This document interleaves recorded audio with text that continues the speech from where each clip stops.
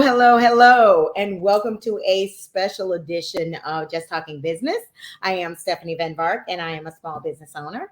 And today's show, I am really going to have to be on top of my game.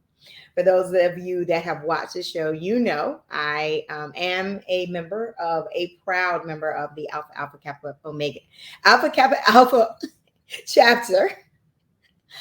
Alpha Kappa Alpha sorority.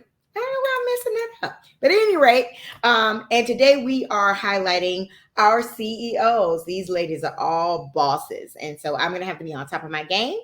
I will start with my co-host today.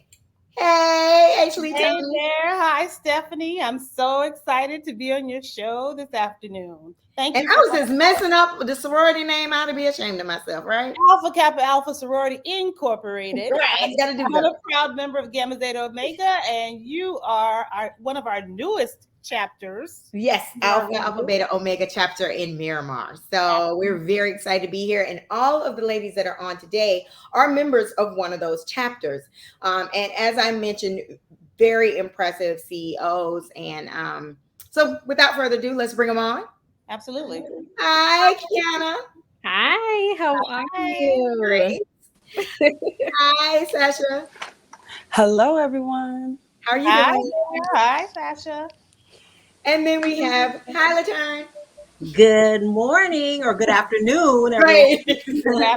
Good afternoon. I'm so used to doing the show in the morning, so you're right. It's kind of weird to do this today. But thank you all so much for joining us today. As I mentioned, all of these ladies are our sisters in service, but they are also sister CEOs.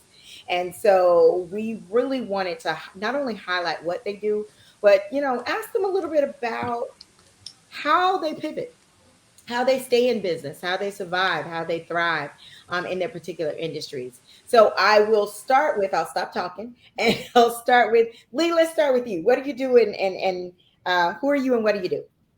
Well, let me just say, before we get too deep into what I know is going to be an amazing conversation, I just want to thank you again for having us on your show, Just Talking Business. This is a part of our upcoming Cluster 1 meeting, which we have every year. Cluster will take place this year on Saturday, November 27th, which parenthetically, folks, it's my birthday also. So let's celebrate that. But as part of our cluster, that's nearly 1,000 women from Miami-Dade County, Broward, and Palm Beach will be convening for our cluster. So it'll be a hybrid meeting. Most of us will be virtual, but we look forward to our cluster meeting every year. And as a part of that, we wanted to have a service project focused on our target 3, which is building your economic legacy. And a huge part of that is entrepreneurship. And we're so delighted that you've invited us on your show where you focus on entrepreneurs all the time. And to have these 3 special guests, our Saras, join us for this conversation. So I just wanted to provide that little bit of backdrop. I too am what I might call a serial entrepreneur. Sometimes I have something going on. For many years, I worked in higher education. And sometimes I had a side hustle going on. I owned a consignment shop, C3 Career Consignment, for a few years. And now I'm full-time CEO with my new consulting company, Elevations LLC. And we focus on working with the higher education community and also the community development agencies and municipalities around achieving equity in communities of color. So love to talk to folks who are involved in that work as well. But today we're focused on our 3 guests today. Okay, good. Let's start with Kiana. Tell us who you are and what you do. Well, good afternoon, sisters. I'm so happy to be here. Thank you so much for having me. And I am the president of Forward PR. We are a branding and public relations agency located here in South Florida, but we're mostly on the digital base. So when the pandemic occurred, we were kind of already going in that direction. But before that, we had a lot of clients who were in the political, different municipalities, and also entertainment festivals. Mm-hmm. So, but right now with the pivot of the pandemic, my specialization and what we love to do is help womenpreneurs understand how to create an impactful brand, also with profit, but also creating and maximizing their visibility digitally. So I know we'll talk about it a little later throughout our conversations, but if you're someone who is struggling and trying to build your presence on Instagram or social media. We come and we create strategies or we manage it for you.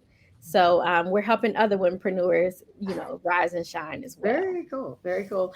LaTaryn, could you tell us a little bit about who you are and what you do? Okay, good afternoon again.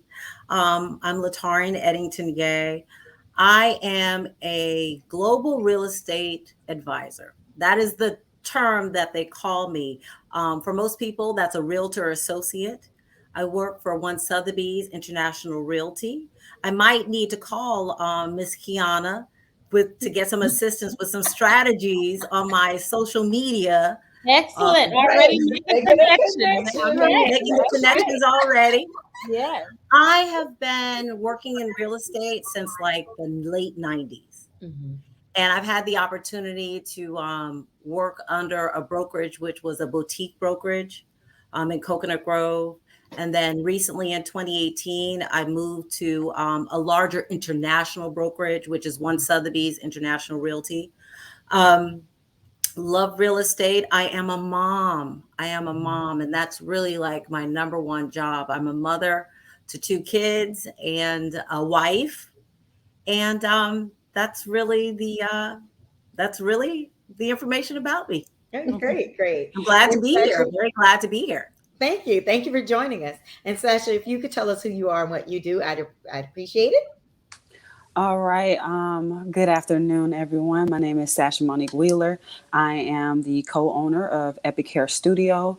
My story as to how I even got into doing hair, I was at Florida A&M University and I was the natural girl way back in the day.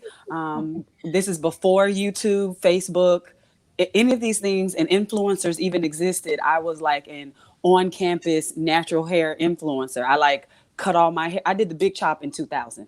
So that was when everybody was still wearing doobie wraps. Do y'all remember a doobie wrap? With the rollers in the middle and the wrap on the outside? Y'all know what I'm talking about, right? All right, Saraj, y'all know. And so, the internet telling our secrets.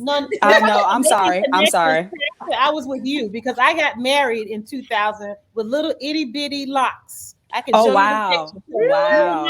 Kindred spirits, okay? Okay, yeah. Good. And so that became my love for hair and natural hair, but it was only for myself. I got my master's from Florida A&M University, and I was, and my focus was marketing and management.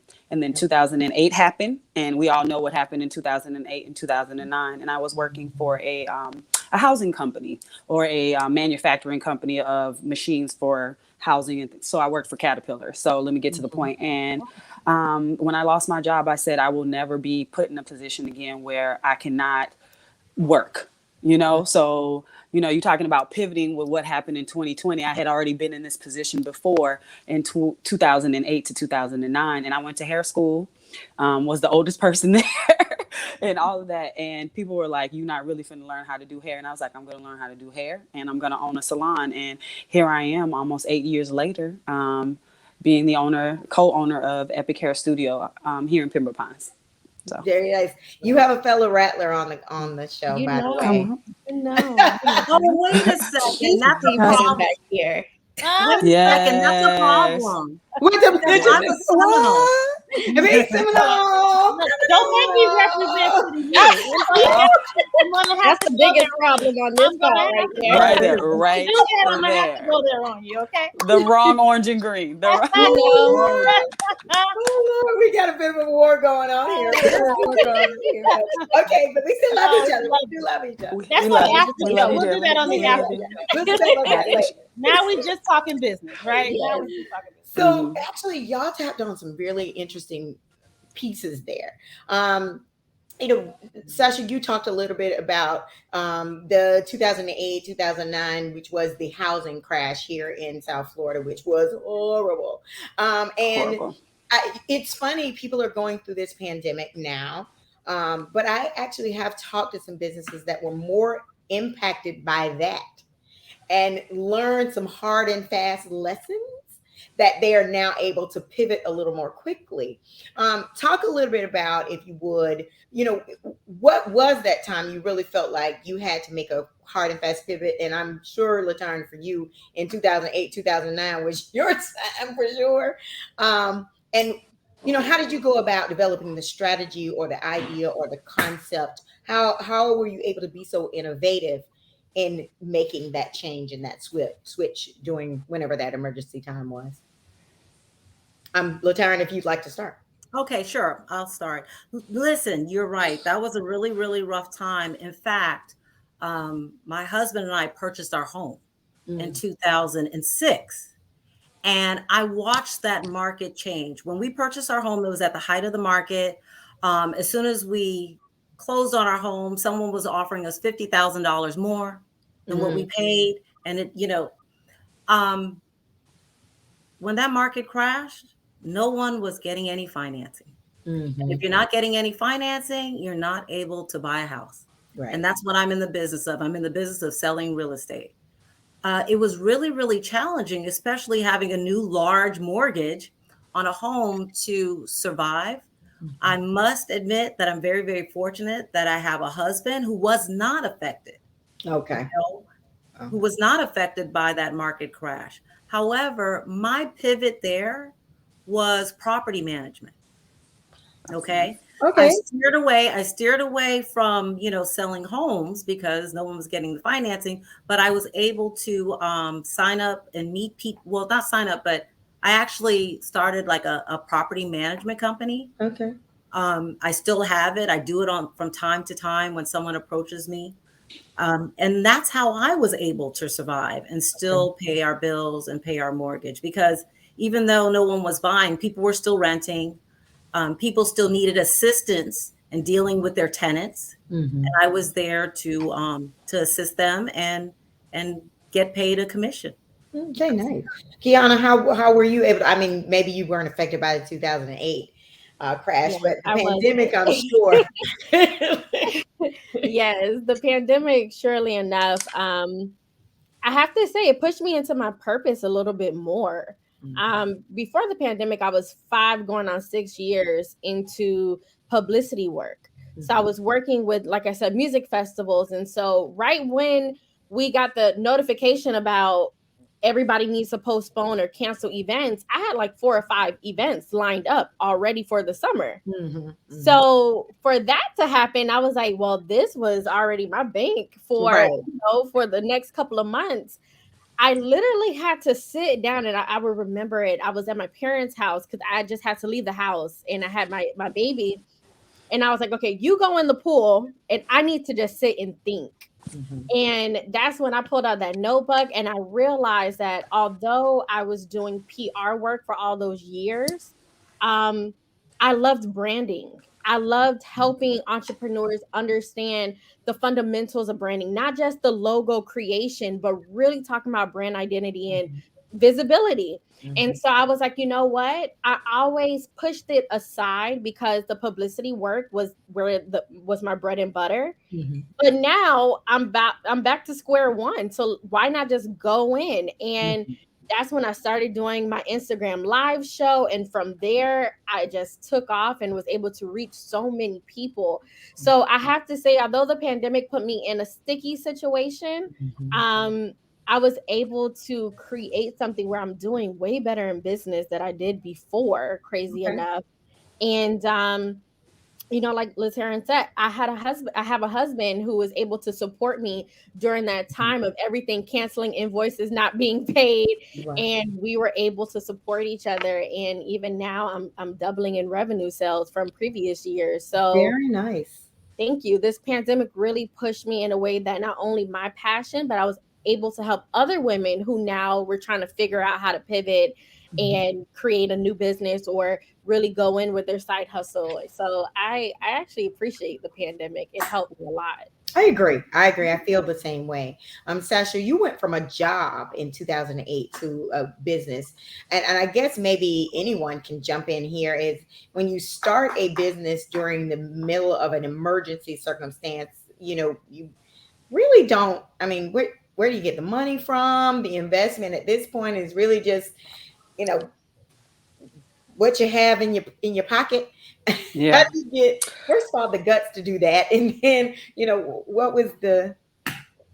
Well, Well, I started the business in 2014, so I just wanted to be clear. I just started going to hair school in 2009. Okay. And so, fortunately, at the time, the government was actually having grants for people who wanted to change careers because so many people had lost their job in 2008 to 2009. So I was able to get some government assistance, and then I immediately started working at a hair salon. I was like, I'm going to learn. I mean, it's a matter of my hustle is going to outdo your talent, especially when your talent don't hustle. And I was like, I am going to out hustle every single woman in this salon. I know all of y'all are old enough to be my mama, and y'all are going to teach me something. And I learned as much as I can, so that my hands could do the work that my mind and my dreams wanted. Right. Okay. And so, but when I started my business in 2014, it was kind of in an emergency situation, and that's for an off camera conversation. But me and my business partner, thankfully, let me go back. During 2008, 2009, I got a severance. I took my severance and I put it in the market.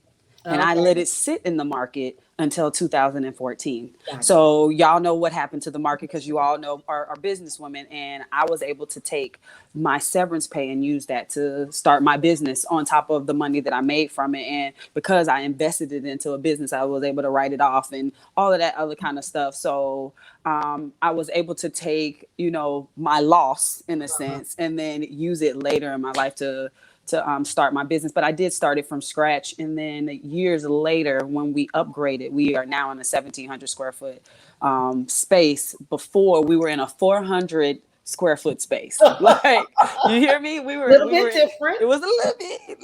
A New York apartment, right? Exactly, right. And Exactly. guys, sorry. I'm just going to remind my audience. I mean, we're already hearing a good conversation with lots of very interesting and relevant topics and subtopics, but I want to let folks know who are watching live on our Facebook page, aka Sister CEOs, and on the Just Talking Business page.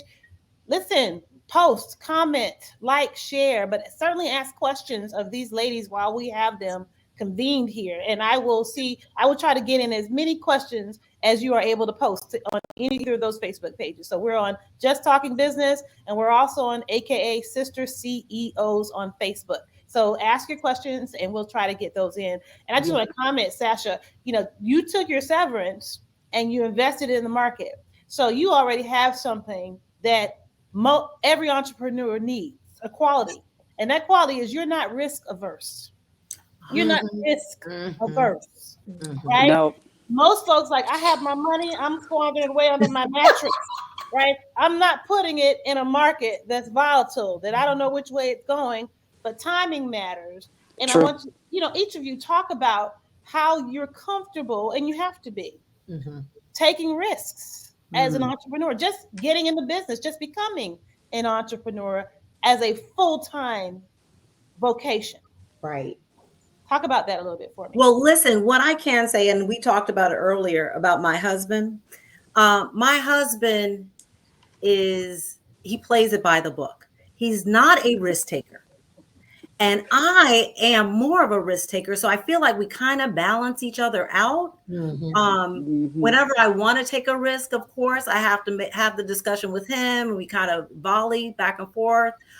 Maybe it's not to the extent that I want to take the risk, that that I take the risk. We kind of meet somewhere in between. But what I can tell you is that we own a number of properties. We have investment properties. And every single time I was like, let's buy something, let's do it. My husband, there was some hesitation on his side, and maybe we missed out on a couple of properties that I would have liked to have invested in. So I totally get it. There's and you got to keep in mind, he also gets a biweekly paycheck too. Yeah. Which is huge.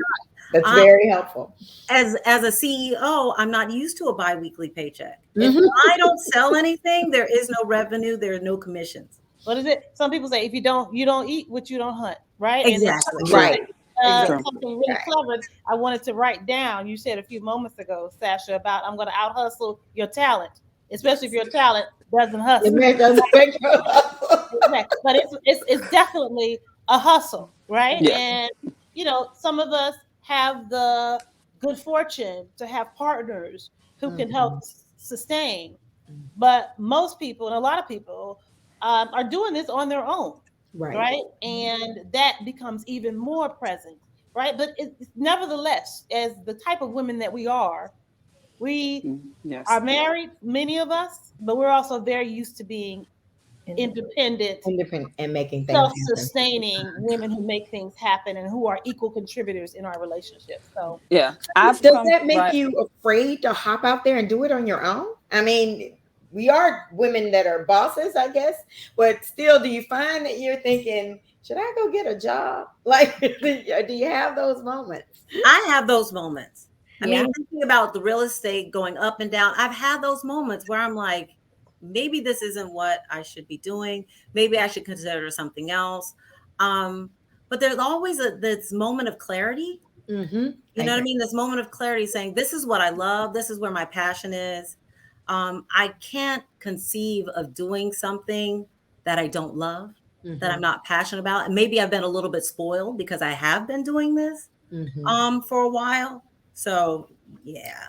I think Yeah. I think for myself it was like up and down a little bit because my husband then later on was affected by it because of hospitality and tourism industry, but then we recovered. But I think for me the greatest risk was, are you not going to believe in yourself? Because although I was doing publicity work and you're thinking, oh, she's out there, she's with the media, people are seeing me out at events, but it was still at points where I felt like I was very behind the scenes. Right. And so I think the greatest risk was me being like, okay, well, Right. am I going to remain behind the scenes and just keep promoting people? Or am I going to put myself out there and allow people to really see who I am, what I do? And that's why I'm so big about visibility and teaching other womenpreneurs about that, because I feel like sometimes we're so comfortable being behind the scenes. And like,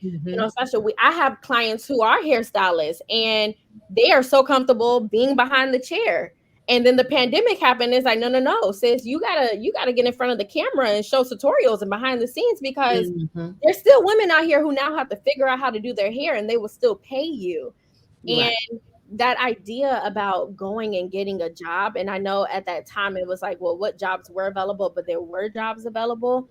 I still had to think about what was going on at home. Right. I had at the time he was 1, so I had a 1-year-old, and then later on, a couple months, finding out I was pregnant with my second. So I was like, wait, so nobody's gonna hire me, and let's not. But then I was like, I'm not going to do that again. So I think the biggest risk was just trying to think about, am I going to put myself out there and show people why they need to spend money with me, which was not what I was used to. I was so used to the typical, here's a contract, here's a grant, here's a campaign, I'm writing you in, I'm bringing you on my team, and this is how we're working. It was structured.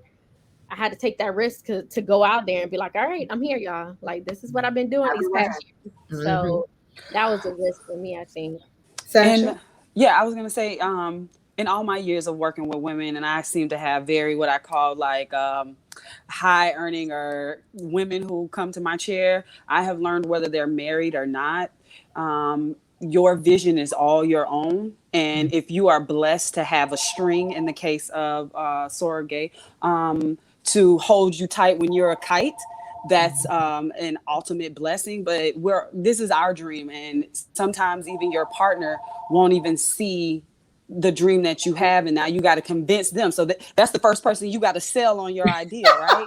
Right, you got to sell them first. And so give an example. My sister just got a job in sales, and at first she was hesitant, and I said, go get it. I said, because if you learn how to sell, you can do anything else. Absolutely. Whether you go into logistics, you can go into strategy, you can go into any part of business. Even if you had to end up becoming an accountant or finance, you're going to have to sell people on your ideas and on your dreams, right? And so I think, with all said and done, when I started my business, it was a matter of selling people on the idea of like, wait a minute, you got a master's degree, you finna go be a hairstylist? You know what I'm saying? Like, and And it was, I mean, and so many people said to me, you should go get you another job. Like, I think, or people would say, you're so smart. You don't think you want to go, and because one of my talents is ideation, people are always like, well, you should go into consulting. And I was like, I mean, I might, maybe in life, I don't know. That's not what God has spoken into my heart, but it's just like, I have to constantly be selling to myself, you made the right decision for you. And I would speak that for all of y'all. Y'all have to go look in the mirror and be like, I made the right decision for me. And then y'all who have a string holding you tight to make sure you don't go off too far, you have to turn around and tell him, hey, I know I got this. I made a good decision, And so I don't want to take up too much more time. I know you have plenty more questions.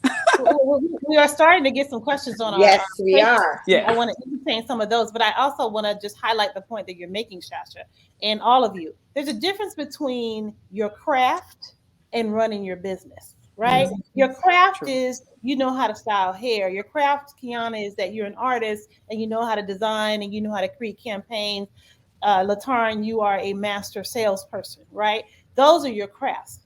Where most people, the Achilles heel for a lot of entrepreneurs is they know their craft, they don't know how to run a business. Exactly. So in your case, with your educational background, now that's in service to your craft, right? All of what we learned in college and university, now you're appointing all of that skill, knowledge, and know-how at your craft and the thing that is your passion. So Exactly. and it's hard for people who don't get that to understand that that's what it's at the end of the day, that's what it's all about. Right. And so that 9 to 5 gets very comfortable. Trust me, I know. Right. But sometimes it can be a trap. Right. Because absolutely. It sure there's can. a lot more that you can do. And what we want to see, and especially with Target 3, about building economic legacy. Exactly. Taryn talked about investment property that I know then will be handed down to the next generation. Jeremy and Braynon and generations beyond.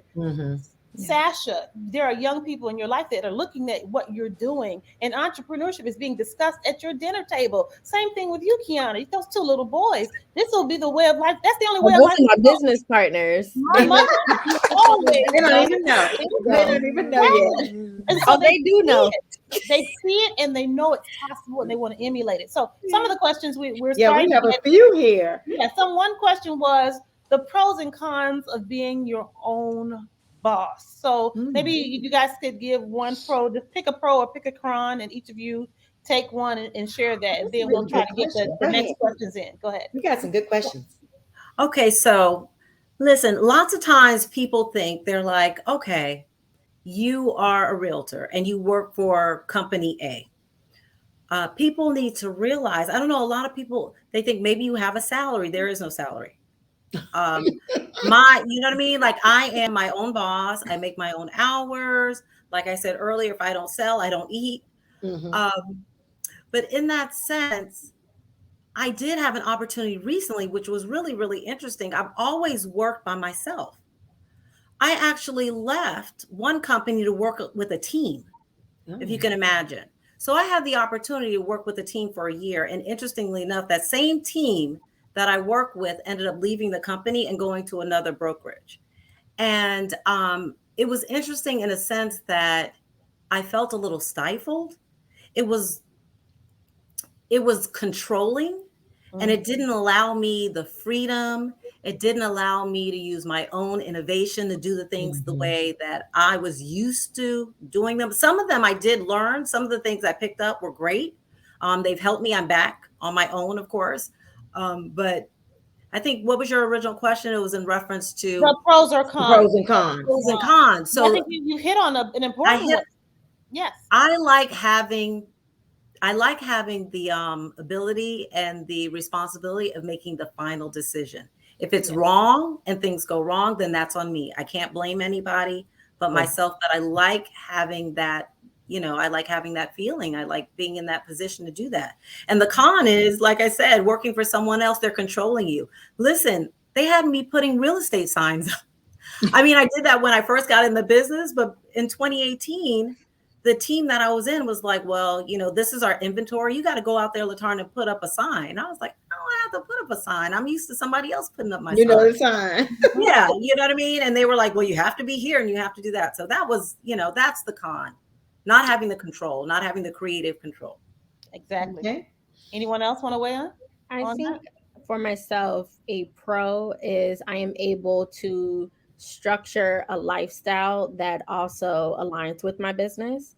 And it's still a learning process for me, because as I'm continuing to grow, I'm learning what I feel is more beneficial and what I love. Like recently, I learned that money does not equal freedom. And I know you read it and I know you hear it, but until you actually experience it, that's when you realize that you could be making the most money and still feel not the best. You know what I mean? So just creating a business that aligns with your lifestyle, that's a pro, especially with me being a mother and working at home with my children. But I think a con is if you are poor at time management and poor at setting boundaries, all of that will reflect in your life and in your business daily. And so if that's something that you are not good at or the best at yet, I do think that's something that you need to continue to work on as you become an entrepreneur or as you are a current entrepreneur, because it will reflect in your sales, it'll reflect in how you conduct business, your onboarding, and your day-to-day of service and customer service, and how you deal with your family too. We were talking about that last night, Lee, about, structuring, making sure your calendar is structured in a way that you are effectively meeting all of the necessary goals you have to set as a business owner. Every day, your to-do list can be just crazy. Sasha? Do you want to weigh in on the pro? Yeah. So I would have to say that one of the amazing pros is you get a chance to learn something new and you can immediately see what it is that whether you take a class on sales, whether in my case, a haircutting class or even a leadership class, I can immediately put that to work.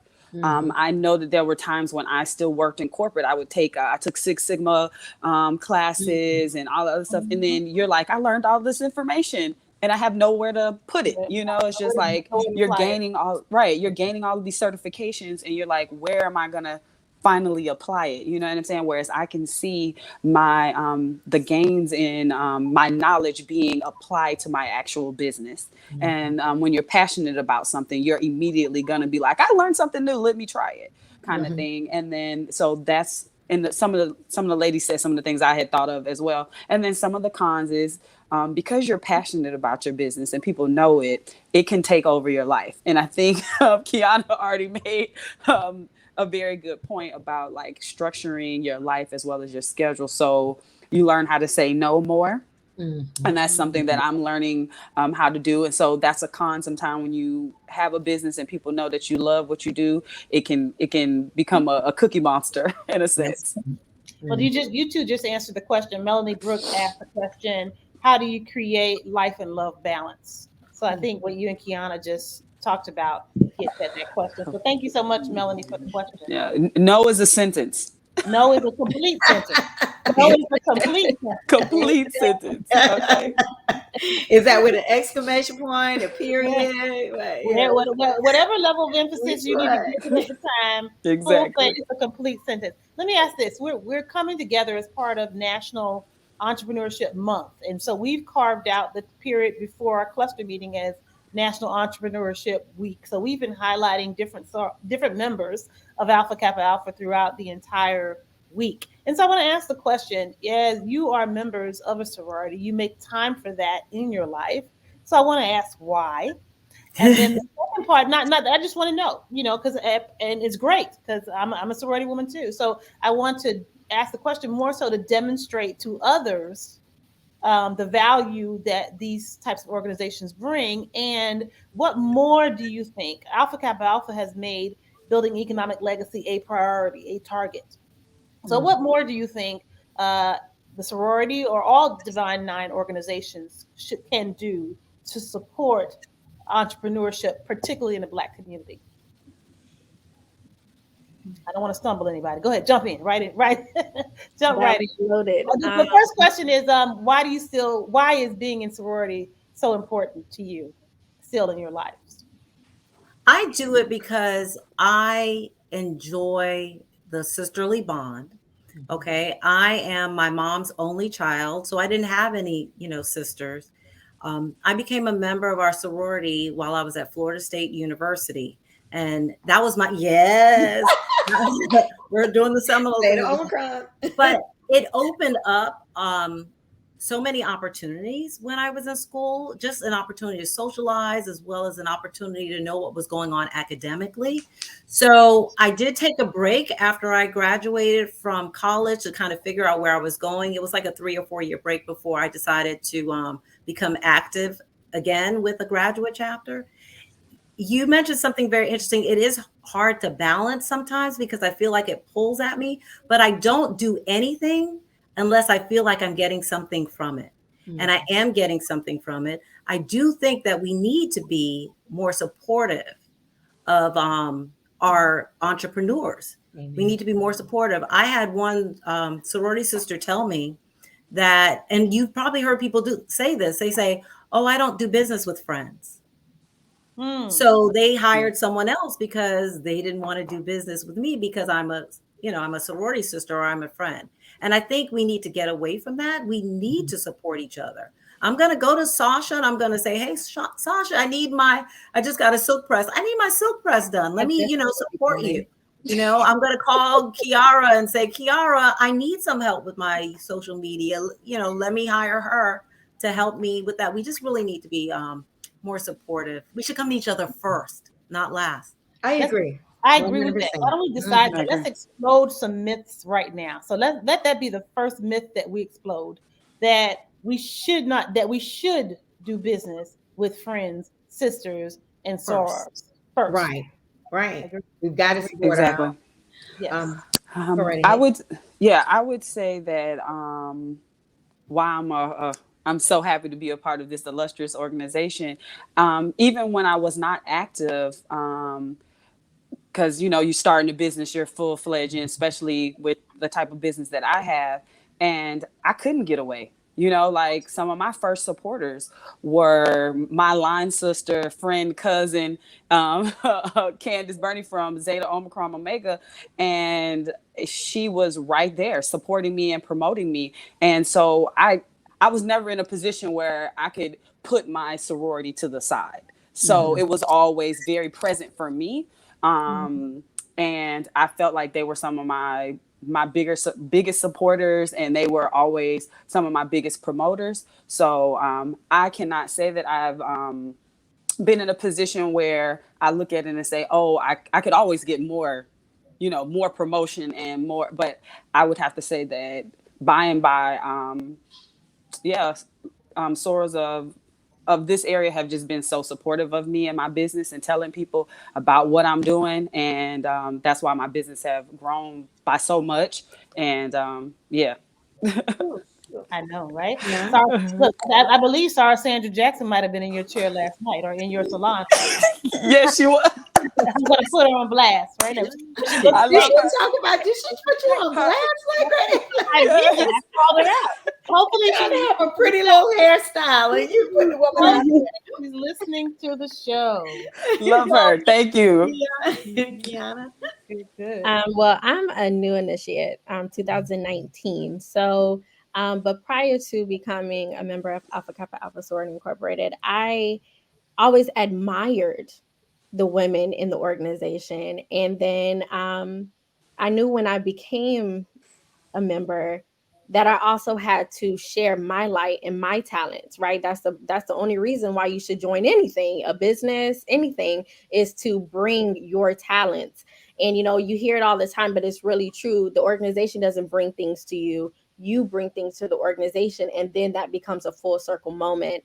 And so when it comes to now, right when I was able to, be able to lean on the shield, I was going and working because I knew that we all had a greater impact to make. So, you really can't steer from it. I don't think it even feels right to steer from it. You always find someone, a sister around you that's always going to pull you in. I just met a sister in the mall. She was looking for a home, and I'm like, "All right, I got one for you, sis. Come on. Here's my number. Let's go." And so I do think when it comes to support, I do think it is more of an understanding because as an organization, we are comprised of so many different industries and professions. So when it comes to small business owner or entrepreneur, sometimes it's not clear and we can't think of it as ignorance or someone not caring. It's just they just don't really know what your plate looks like, how heavy it is. So I think these conversations are very important because now our other sisters are finding out more about what we do beyond the surface of things. And I think if we continue to have more workshops, so then we can all continue to pour. I would love to learn how to own real estate or become a homeowner. Or I'm already coming to Sasha with my hair because under this, it needs to decline. I will Again, be there. I on the got you. I internet, got you you all the opening up the time. secret. So yeah, I When, agree with everyone, but I think just these conversations need to be continued. Well, we have a quick question for someone who wanted to know what are the first steps? What first steps should a woman take who desires to start a business? Some of that looking at both technical, are you an LLC, are you incorporated? And then, in addition to what are the technical things, what are some of the, you know, how do you prepare for those moments? So may I start this one off? Yes, yes. Okay, so one, like Sasha said, you need to have a vision. That's the first thing. You need to have a vision. You need to believe in it. It can't be something that somebody can tell you that you're wrong. You have to have that vision. And I think the second thing, well, I know the second thing is you need to do your research before you go out and jump in, buy that LLC because you saw somebody on Instagram tell you that, or they tell you, you need to go do your research to make sure beyond the people around you, because just because you didn't hear the name, it doesn't mean that that name is not out there somewhere. Right. And so you need to do that research to make sure. And then also, when you do that research and you have that vision, you need to make sure that it's something that is actually going to solve a problem. Because sometimes you have a vision and it's a hobby, or it's something that you may need to take on just on a side project. It might not be something that you need to completely put money into as a full business, and that's okay. And then after that, I would say educate yourself more, because a lot of times you go in and you think you need to spend this money, you think you need to hire this person, and you need to educate yourself more on that industry, because you may have paid somebody who knows that you don't know what you're doing, but now you lost $1,700, $800 because you heard somebody on a podcast say you need an accountant or you need to go with Right. this, and you don't even have a sale yet. So, Right. just going through that process and identifying what services and products will actually solve a problem to more than a certain group of people. Because you don't want to start a business and then you don't make profit, you don't make sales, because now you feel like an imposter. You feel like no one believes in you, but really and truly, that's not it. And, we talked about 2008, we talked about 2014. But one thing I do know about those two different time frames is that we didn't have the internet like we do now. And so now, because I started my business in 2017, and I still didn't have the internet, where in a sense of I was able to have these $47, 97, 125, like those were my price ranges. In 2004, in 2017, when I started my business, I felt like I was limited because I couldn't fly to LA or Washington to go to conferences. Now conferences are virtual. And they're in So your it's house. like, yeah, you can have a business coach virtual like me. I'm a consultant. We can talk on Zoom. So you, in affordable ways, you can educate yourself, not just on YouTube, but actually pay for coaches. And I think that's another thing too. Like now I'm in a stage where I'm investing in coaches and programs and not just the free stuff. And that helps me be a better person for my clients and for myself and what I'm going to create to help my business. Okay. That's true. And I think the other thing that we've seen in the pandemic, particularly as the federal government started to help businesses that were negatively impacted, Yes. particularly in the Black community, we found that many of these folks who might have been in business a long time were not structured properly. Exactly. So therefore, when the PPP loans became available, they weren't set up to receive that support.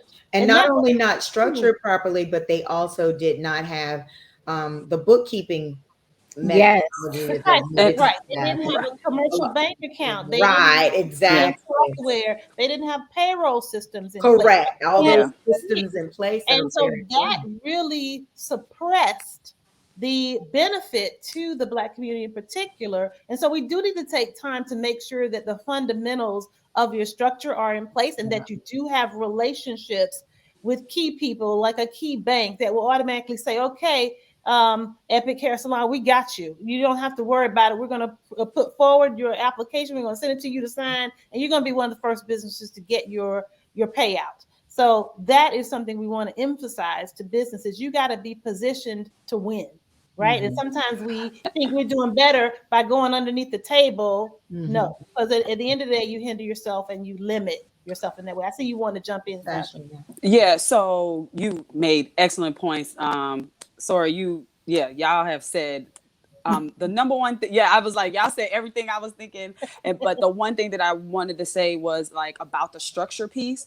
Yes. We survived the pandemic because we had all those things in place. I remember one day my accountant said to me, y'all are the most organized salon I have ever worked with.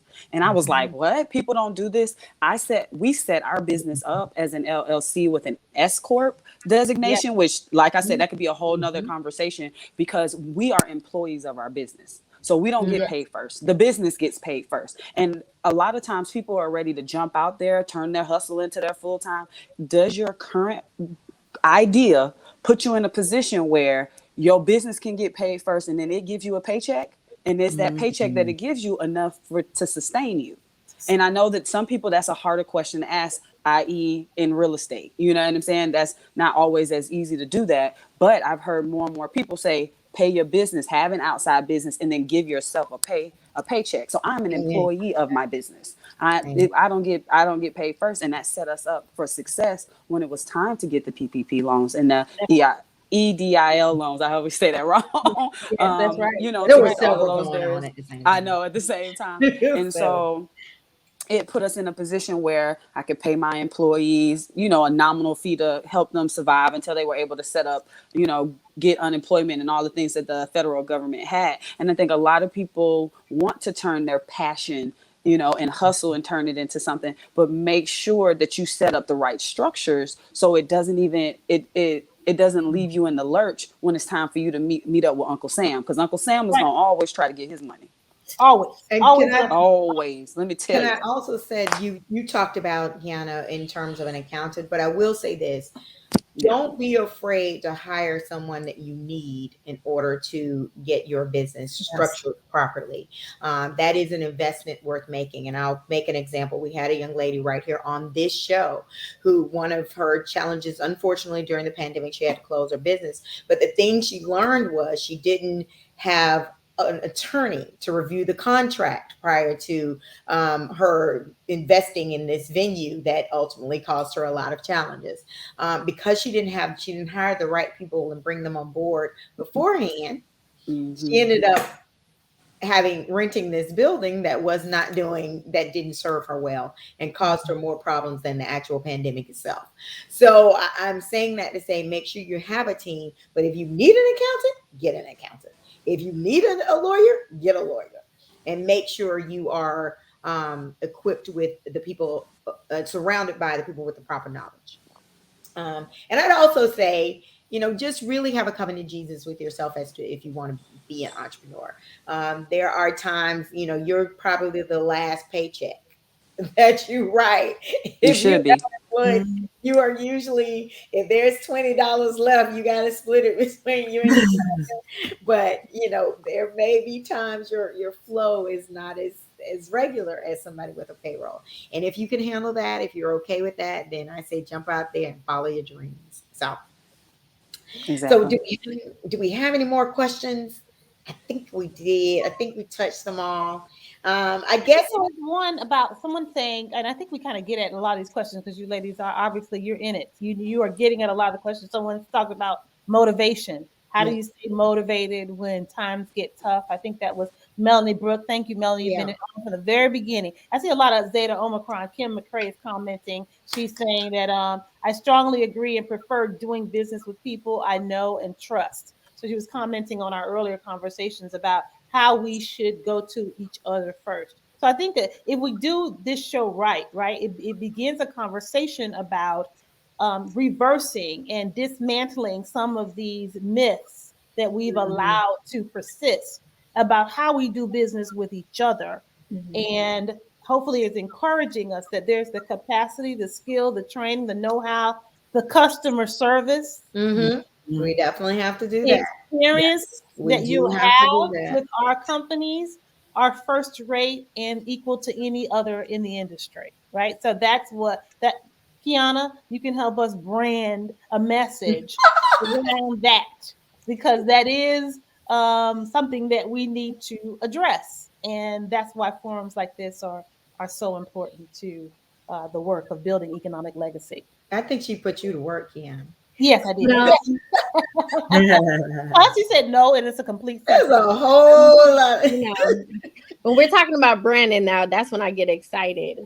But I also saw someone here and they were just talking about, how do you stay motivated? And I think that's an ongoing thing as an entrepreneur. Some days you just don't feel like it. So, and then when you don't feel like it, you realize you don't have time to not feel like it, because that means you're not making money. You're not putting yourself out there. And so I do think one thing that helps me when I feel unmotivated, or just feeling like business is getting the best of me, I go and I try to educate myself a little bit more, because sometimes when you feel like you're not as creative, or you feel like certain things aren't going your way, I realize when I learn something new, that's when I get excited. I think Sasha said that earlier. When I learn something new, that's when I go and like, okay, I'm about to go create a service. I'm about to go create a product, or I'm going to share this with my client and get her excited. Um, but it takes a lot, and I think also you need a tribe. And I'm really big on tribes. And I think you have your different categories of tribes. So I have my mompreneur tribes. I have my, friend girl just talk mess tribe. And then, I have my partner, my husband, he's my tribe. But then also you have those business owners who are at a stage where you want to go tribe. And I think when you kind of tap into each one, you start feeling like your cup is like full again. And so I don't have a balance of how I keep up with things, or how do I keep going? I have to keep going, or money is not going to be made. And also I'm doing this for my son, so they can see that when life isn't easy, you figure it out, you find a solution. And I'm reading a current book, We Should All Be Millionaires by Rachel Rogers. I Okay. can't put it down. Like it's right next to me. I can't put it down. Let me write that down. Oh We my God, it is so good, y'all. We Should All Be Millionaires by Rachel Rogers. Like, I cannot put it down. It's usually hard for me to pick up a book sometimes, but I can't put it down. But she said something, and she was like, wealthy women help other women. And as entrepreneurs, and especially women in entrepreneurship, I call them sisterpreneurs, because y'all are my sisters in this grind. When we realize like how to become wealthy, and whatever that definition is for us in business, that's how we're able to like pour into other people. And so like that's where I'm at right now. When I started the business, it was totally different. It was like, I want to do this and show this person this and but now, as a mother, as a wife, and seeing where my business can go, I'm like, oh, it's a bigger picture. And I think that's what the sorority does as well. It shows you it's not about you. It's not about how you feel it. And I know that sounds bad, but it's like it's other things to be done, and there's other people to help. So like put yourself aside in that sense. And when you're done with it, you'll see the bigger picture. And I think that's almost like entrepreneurship as well. I'm putting the book out there, Kiana, on the So Facebook page. good. It's called "We Should All Be Millionaires" by Yes. Rachel Rogers. Rogers. Rogers. Rogers. cool. RODGERS. It's so Let's good. put it Y'all. out So there. we'll come back here, book club, in a couple of weeks. Yes, I'm trying to be done by Tuesday. So Make yes. sure everybody does the reading. That's it. But So go ahead, Stephanie. I'm sorry. can we keep going forward? How do you stay motivated, Sasha and LaTaryn? Ooh, I guess I know my motivations come just from different things. Like sometimes I'll have a conversation with a client who I have a lot of clients who are just very efficient, like they're CEOs in their own right, whether they have a 9 to 5 or not. And they just, they just put a fire under me. And I guess that's kind of where like having this sisterhood is like, you meet somebody and you get close to the fire and they keep you going, they keep you lit. And then if I learn something new, you know, and they add to my passion, that's what keeps me motivated for sure. And LaTaryn? Well, for me, staying motivated, it's like it's a day to day, week to week, month to month process. I can go months without needing the feel of being motivated. And then something happens. Maybe, let me tell you, when those deals, you've worked on those deals and then they don't close. Uh, you know what I What a mean? pity party you go through. Time, you spend all Woo. that time and energy. Yeah. It's reaching out to someone who is also in the same field that I'm in. Um, talking with them about the highs and lows, the good and the bad. I have a mentor, my previous broker that I started with. I enjoy talking with her. Um, and I think that she provides a lot of motivation for me because, like I said, she's my mentor and she's where I want to be. And so, I get stories from her and she explains situations, things that have happened to her. So that's really, and I think both ladies said that earlier, it's about communicating. Kiara, you said something about a tribe, having that tribe to go to. And that's what I do as well. I mean, it doesn't always have to be my mentor. It could be one of my sorority sisters. Sometimes I get inspiration in talking to my college son, believe it or not. You know what I mean? He makes suggestions like, Mom, did you think about this? Did you try that? And that's giving me something that's not in the box that I'm in. That's something outside of the box, So that's where that's how I get my motivation, or where and when I get my motivation to continue. Sounds like you've got a partner.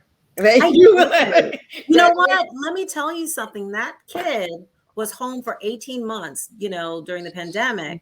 And I was like, you are my assistant. And he actually helped me a lot with, the places where I'm not as strong with the social media and stuff like that. Mom, you got to post like this. Mom, you got to do that. So and he's actually switched his major to business. So maybe I have a partner. Very nice. Very nice. You learned something here. Ask your kids to be your partner. Put them to work. We just got another quick question. For a person who wants to begin to invest in property, what should be some of the first steps? So I guess that would be directed to you. Okay, so listen, you've got to work on your credit. You got to work on your credit. You got to have a great credit score. Okay, that's the first thing. The second thing is you got to save. You got to have that money saved away.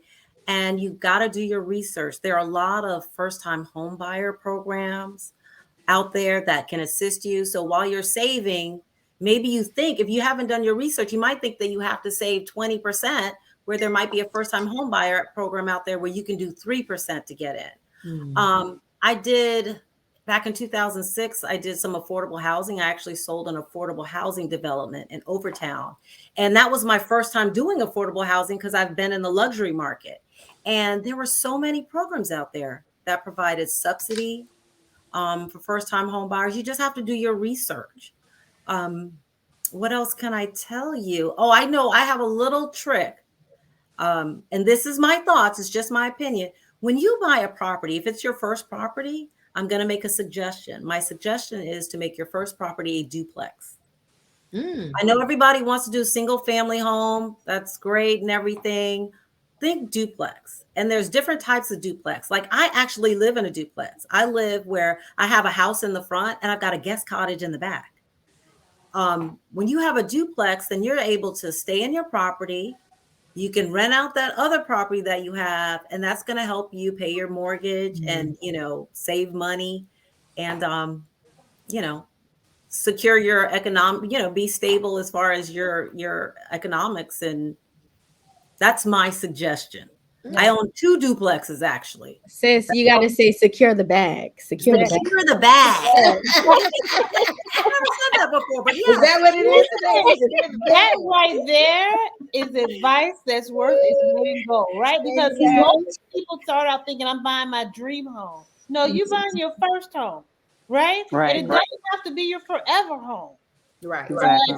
Part of that strategy that LaTaryn just showed is about helping somebody else help you pay your mortgage, right? So you have more disposable income to invest in future products. Exactly. Right. So, but we sometimes are so locked into this idea of I have to get the car of my dreams, the house of my dreams. And so what you're also touching on is this idea of delayed gratification, right? Delayed. Like you don't have to have it now, right? Hopefully you'll live a long life and you can have that dream home, but maybe there's a plan, there's a strategy and ends to getting there. Right. Yeah. That's how we can. That's why we should all be millionaires, right?